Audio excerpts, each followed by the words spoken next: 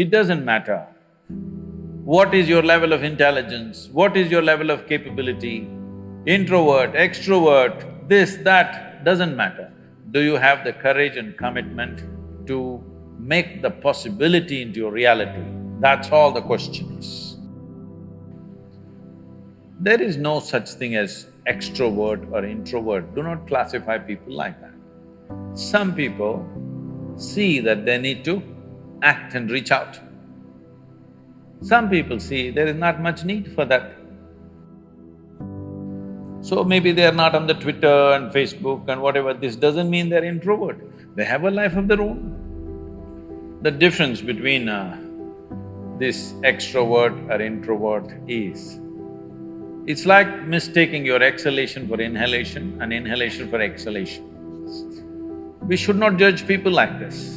Every human being has a right to be whichever way they want. But now the question is, if I am not extrovert, will I be able to do things in the world? That's a main aspect of the question. See, your ability to do things is not because you want to do things. I want to do something is my desire. Desire is just an intention. An intention won't make things happen. An intention will only set direction. Still you have to make the journey, isn't it? Process is an end in itself. If you are absolutely devoted to the process, something will come out. But now we are interested in the consequence, not in the process. This goal-orientedness, I want to get there, I want to get there, we become too goal-oriented. Goal-oriented means we are interested in the consequence, but we are not interested in the process.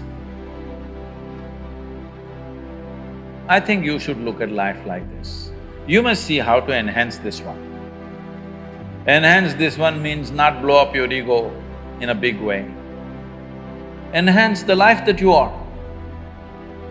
When I say life, I'm talking about the life that you are. I'm not talking about your body, I'm not talking about the structure of your mind, I'm not talking about… See, when people say life, you are supposed to decipher. They could be talking about their home, they could be talking about their relationship, they could be talking about their car or their dog or something. My life means something. I am not talking about that, I am talking about the life that you are. Are you alive? Are you really alive? Or just a bundle of thoughts, emotions, ideas, prejudices, opinions? Most people are just this. Because of that, we make conclusions, this is an introvert, this is an extrovert. Because without conclusion, you can't have a thought. You need conclusions and conclusions and conclusions about everything. Now I need to conclude, this is introvert, this is extrovert. Otherwise my thought every time freaks, okay, who the hell is she? But human faculties are such, I don't have to conclude, I can just look.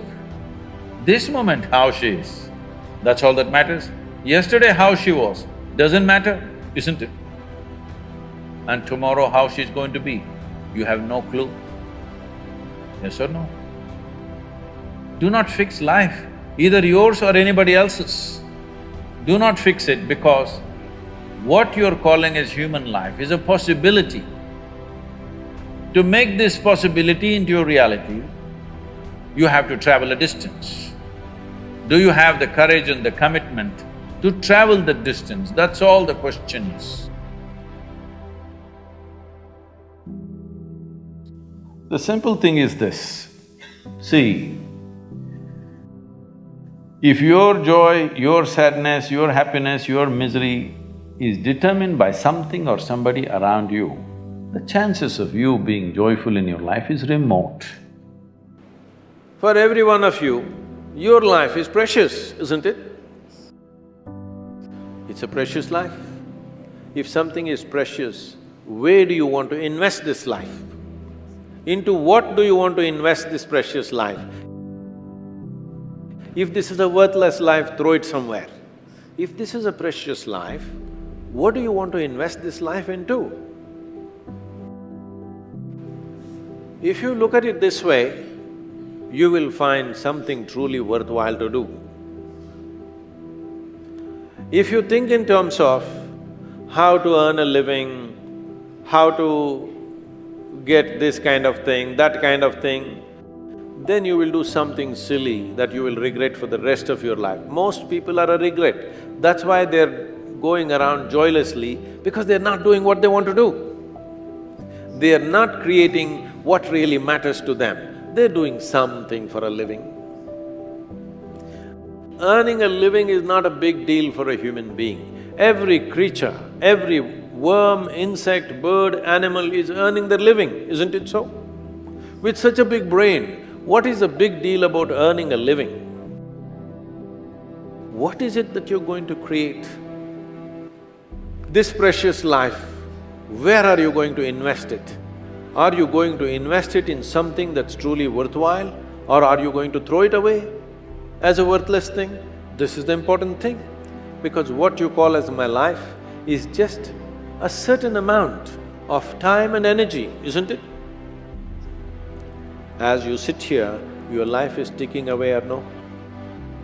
You're young, you may not be thinking like this, but actually it's ticking away. What is ticking away is not time, what is ticking away is your life.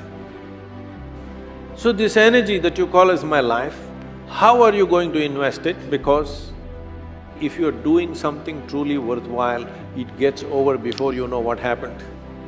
Only if you're doing something worthless, it feels like a long life. Something that happened 10 years ago, you can still suffer, isn't it? Huh? Something that may happen day after tomorrow, you already suffer. What happened 10 years ago or even 10 days ago, does it exist right now? Does it exist right now? What may happen day after tomorrow, does it exist right now? No.